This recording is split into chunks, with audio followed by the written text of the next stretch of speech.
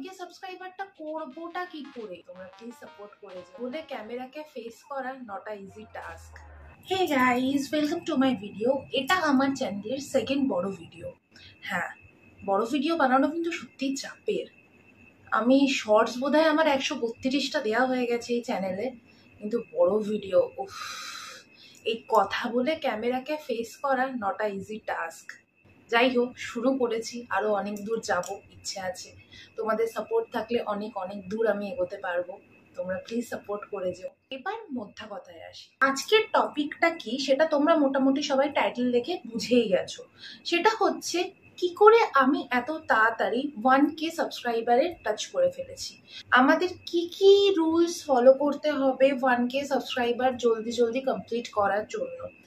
এখানে অনেক ট্রিকি কিছু ব্যাপার আছে। আমি এখানে টিপস তোমাদের সাথে শেয়ার করব। লাস্ট অব্দি ভিডিওটায় থাকো, তোমরা কথা দিচ্ছি অনেক কিছু জানতে পারবে। সত্যি কথা বলতে, আমরা যারা নতুন ক্রিয়েটার, আমাদের কাছে 1K সাবস্ক্রাইবারটা প্রথমে অনেকটা মনে হয়। 1K সাবস্ক্রাইবারটা করবোটা কি করে?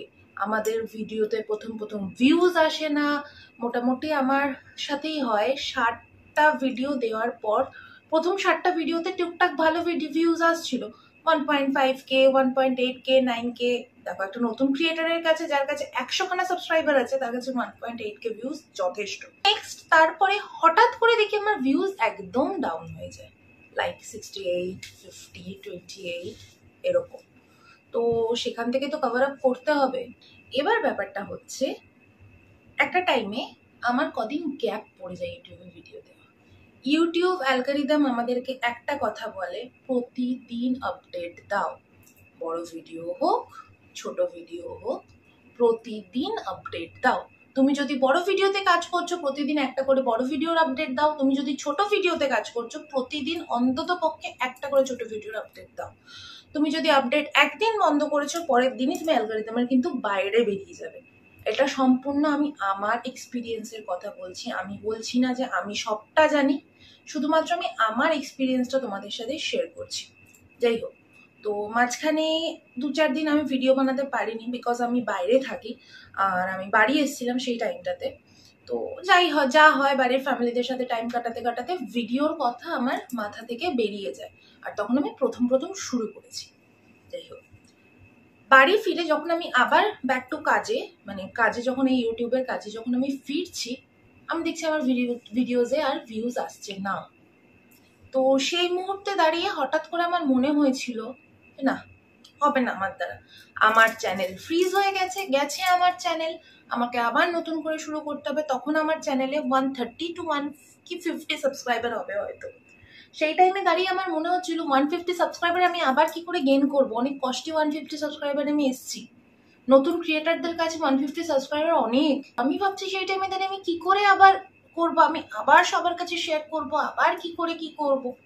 যাই হোক, সেই টাইমে আমার হাজবেন্ড বলে, তুমি ডেলি আপডেট দিয়ে দেখো না কি হয়। 1 উইক 2 উইক ট্রাই করো, তুমি তো সবে শুরু করেছো। ইউটিউব বলে 90 ডেজ তোমাকে কন্টিনিউ ইউটিউবে কাজ করে যেতে হবে। 90 ডেজের মধ্যে তোমার একটা না একটা কোনো ভিডিও ক্লিক করবেই। 90 দিন তোমাকে টানা কাজ করে যেতে হবে উইদাউট এনি ব্রেক। ঠিক 2 সপ্তাহ পরে সত্যি আমার সেই কথাটা, আমার হাজবেন্ডের সেই কথাটা ক্লিক করে যায় আমার লাইফে, যে হ্যাঁ, হবে। ডেলি আপডেট দিলে কাজ হবে, হতে বাধ্য। থেকে মনে করি, আমি যদি মন থেকে কিছু একটা চাই, একদম মন দিয়ে, যে না আমি এটা করেই দেখাবো, করবই, সেটা কিন্তু হবে। আশাহত হলে হবে না।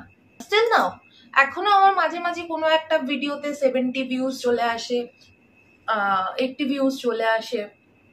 ঠিক আছে, ডোন্ট ওয়ারি। কিছুক্ষণ পরে বা কিছুদিন পরে ওই ভিডিওটাকে আমি রি-এডিট করে পোস্ট করি রাইট টাইমে, অ্যান্ড বুম, ভিউজ নিচে থেকে চলে আসে। 2.5K, 3K, 8K, 6K চলে আসে। তো এবার অনেক জ্ঞান হয়ে গেল, আমার ইউটিউবের গল্প হয়ে গেল। তো এবার আমি তোমাদের সাথে টিপসগুলো শেয়ার করে নিই চট করে, কি কি করতে হবে একটা প্রপারলি ভাবে চ্যানেল মেনটেন করতে গেলে। এটা কিন্তু নতুন ক্রিয়েটারদের, কারণ আমিও একজন নতুন ক্রিয়েটার, আমি কোনো বিজ্ঞ নই। যাই হোক, ফার্স্ট পয়েন্ট, টাইমে ভিডিও আপলোড করতে হবে, একদম on time. Regular video post করতে হবে, যেটা আমি কিছুক্ষণ আগেও তোমাদেরকে বললাম যে রেগুলার ভিডিও পোস্ট করতে হবে। আরেকটা জিনিস মাথায় রাখতে হবে, ট্রেন্ড ফলো করতে হবে আমাদের। কোন গানে ট্রেন্ড চলছে সেগুলো আমাদেরকে একটু ফলো করতে হবে। যেমন কিছু আমরা ইংলিশ গান চুজ করতে পারি, হিন্দি গান চুজ করতে পারি। এরকম দেখে দেখে যে গানগুলো ট্রেন্ডিংয়ে চলছে সেই গানগুলোতে শর্টস বানানো মাস্ট।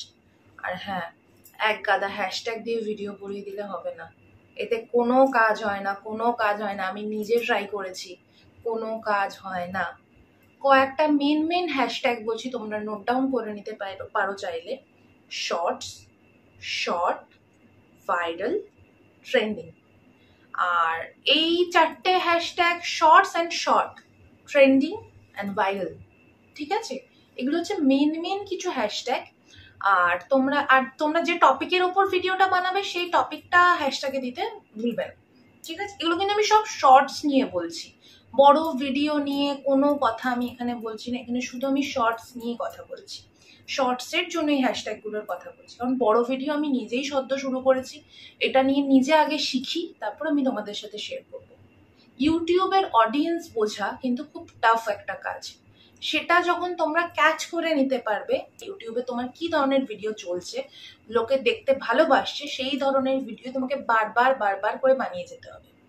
আজকের ভিডিও এই পর্যন্ত। যদি আমার ভিডিও তোমাদের একটু ভালো লেগে থাকে তাহলে please do like, comment, share and subscribe. আর এই ধরনের ভিডিও তোমরা যদি আরো দেখতে চাও তাহলে প্লিজ সেটা কমেন্ট করে জানাও যে এই ধরনের ভিডিও তোমরা আরো দেখতে চাও। আরো কিছু ডু অ্যান্ড ডোন্টস আছে, তো সেগুলো যদি তোমরা জানতে চাও কি সেগুলো আমাকে কমেন্ট করে জানাও। সেগুলোর টপিক নিয়ে, এই টপিকটা নিয়ে আমি আবার নেক্সটে একটা ভিডিও বানাবো তোমাদের জন্য। তো যাই হোক, কেমন লাগলো জানিও। আজকের ভিডিও এই পর্যন্তই।